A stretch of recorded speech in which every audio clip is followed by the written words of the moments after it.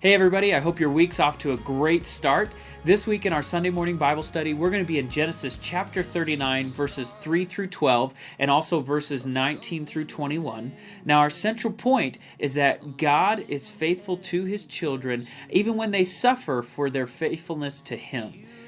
For your announcements, remember to mark down March 27th, 6 to 7:30. That's a normal youth night, but it's going to be the first week of their spring break, and we're moving that to Greg and Alma's house. From last week, we told you that Greg and Alma are fantastic middle school leaders, and if you get a chance to meet them, or you haven't met them in the past, we want you to stop by our youth room on Sunday mornings, and I'd love to introduce you to them so that you can give them a high five and a thank you for their support and encouragement to our youth group here at SRBC.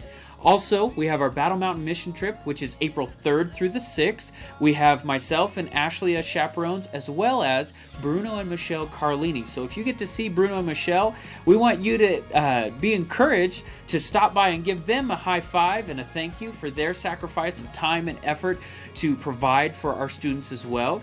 Now, it is $20 per student. That does include things like a t-shirt and meals, those kinds of things, so that we can provide for them and give them a little bit of logo wear as well to represent and to show that they are here for the people in Battle Mountain and they're from South Reno Baptist Church, but ultimately they're here to do the work of God. So we're kind of excited for that, to be able to provide that for them. We hope that you're praying with and for your students in going to these mission trips, but we want you to know that we'd like to be able to pray for you as well. So contact me, pull me aside, pull Ashley aside, whatever you need to do. But here's my email, austin@southreno.com, or my cell phone, 775-386-0270. Let me know how I can be in prayer for you, and then follow up with me so that I can share in the joy of what God is doing in your life.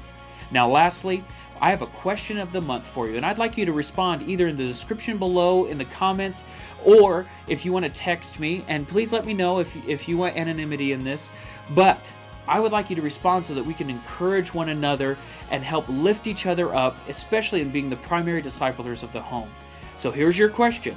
In what ways do you show your students that their relationship with Christ and the fellowship with the body of believers should be number 1 and 2 priorities in their lives?